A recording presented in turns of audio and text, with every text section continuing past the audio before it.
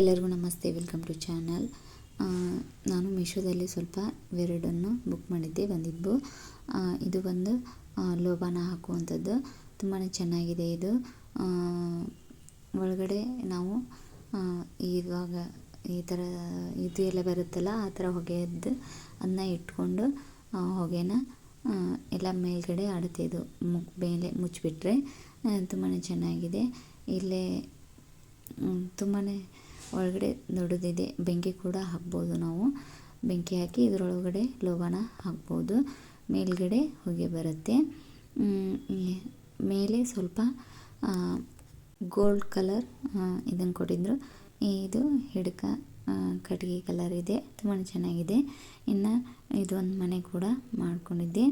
ಇದು ಕೂಡ ತುಂಬಾ ಚೆನ್ನಾಗಿದೆ.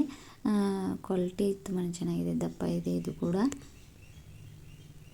ಹಾಗೆ ಲಾಗ್ನ ಕಂಟಿನ್ಯೂ ಮಾಡ್ತಾ ಇದ್ದೀನಿ. ಇಡ್ಲಿ ಮಾಡೋದಕ್ಕೆ ಅಂತ ಉದ್ದಿನಬೇಳೆ ಮತ್ತು ಅವಲಕ್ಕಿನ ನೆನೆಸಿಟ್ಟಿದ್ದೆ.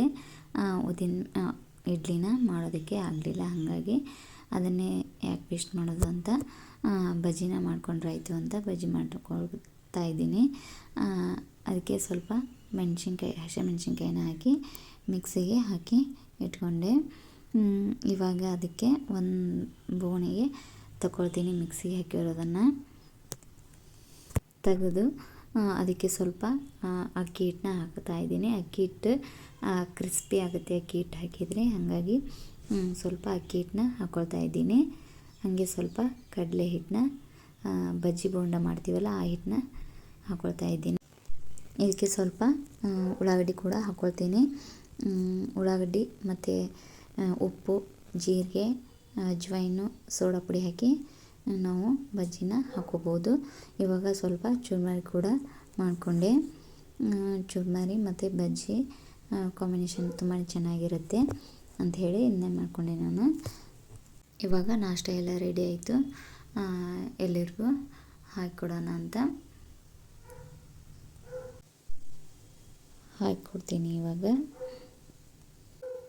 ವಿಡಿಯೋ ಎಲ್ಲ ಹೆಂಗೆ ಬರ್ತಾಯಿದೆ ಅಂತ ಕಮೆಂಟ್ ಮಾಡಿ. ಮತ್ತು ವಿಡಿಯೋ ಇಷ್ಟ ಆದರೆ ಲೈಕ್ ಮಾಡಿ ಮತ್ತು ಸಬ್ಸ್ಕ್ರೈಬ್ ಮಾಡಿಲ್ಲ ಅಂದರೆ ಸಬ್ಸ್ಕ್ರೈಬ್ ಮಾಡಿ ನೋಡಿ ಅಂತ ಕೇಳ್ಕೊತೀನಿ. ಇವಾಗ ಚುರ್ಮರಿ ಮತ್ತು ಬಜ್ಜಿನ ಹಾಕಿಕೊಡ್ತಾ ಇದ್ದೀನಿ ಎಲ್ಲರಿಗೂ.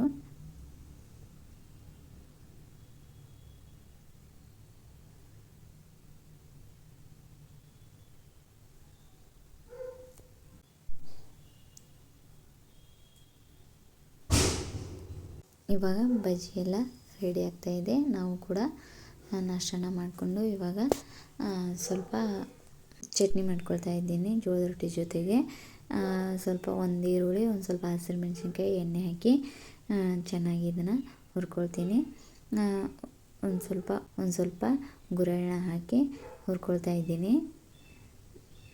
ಮತ್ತು ಒಂದು ಟೊಮೆಟೊ ಕಾಯಿನ ಹುರ್ಕೊಂಡೆ.